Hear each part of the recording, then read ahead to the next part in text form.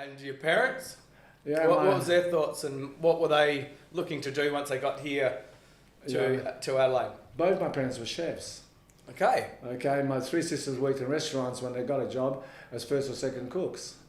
So I was the youngest of 8, and I was still at school. My father never recovered from being in the camp and so on, and he couldn't master the English language as well as my mother. And my mother got more jobs, and my father got run over by a car and broke his leg, and that was a nuisance, you know. And then they had to re-break his leg, basically because of the fact that it didn't heal properly. So he was in a dumps. He never recovered from losing everything. It's very hard. I don't know if Australians can imagine how you build a home, and in Europe you didn't get a mortgage. You actually built your home as you paid for it. Yeah. And there was no mortgages. Yeah. And so on. Then you leave everything you built behind. Some people can recover from the great loss, and some cannot. My father was one who didn't really recover.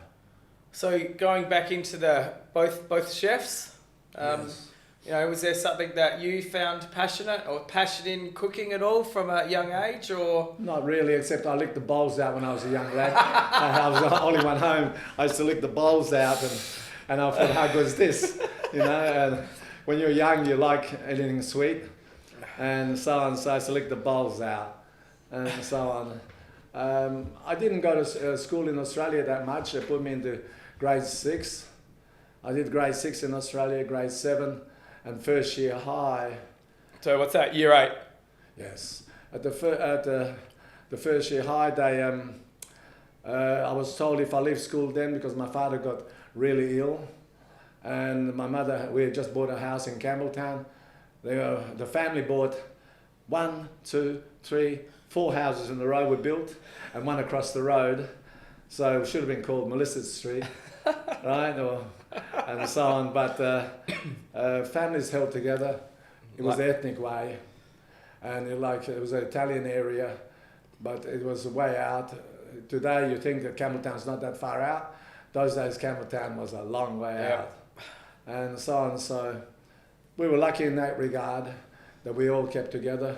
There was gates in between each fence, so you could go out and just walk in. Everybody had keys to everybody else, you know. It was a no privacy act. So you mentioned a sister there, and I think you've got 8. You've got 8 siblings in total. Yeah. You're from?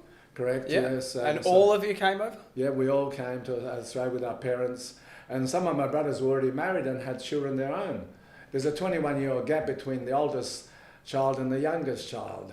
Okay. So some were already married and had children, and so there was. When we first came, my sister was living in the street in Carrington Street, Adelaide, a single-fronted cottage. About 14 of us rolled up in there. It was lovely. We slept everywhere.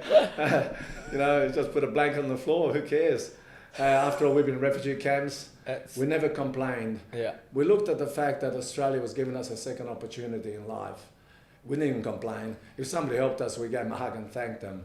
Yeah. You know, That's were you surprised to get that when coming to Australia? Was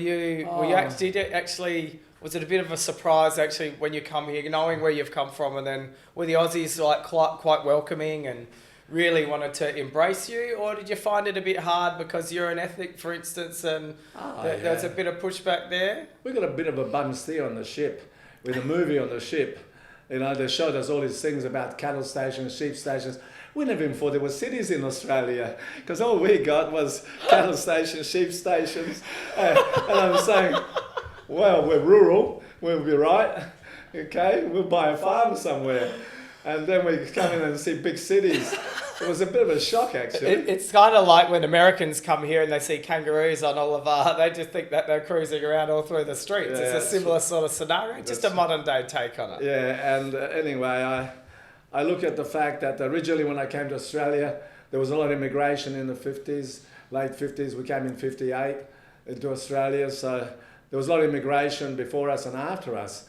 And it used to be called, "You and your Australian bastard, you bloody wog, go back where you come from," you know? And I used to laugh at it. You know why? In England, on the way at Wapping, I used to get a whopping on the way to school, and no one's kicking the hell out of me anymore. right? It was actually... So standing up for yourself. Yeah, words are words. I've never been offended by anybody calling me anything. It's their opinion, they're entitled to it. Yeah. And it was their country.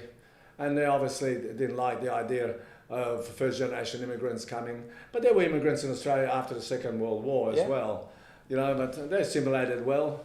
And I think Australia is one of the great melting pots that we're still assimilating reasonably well.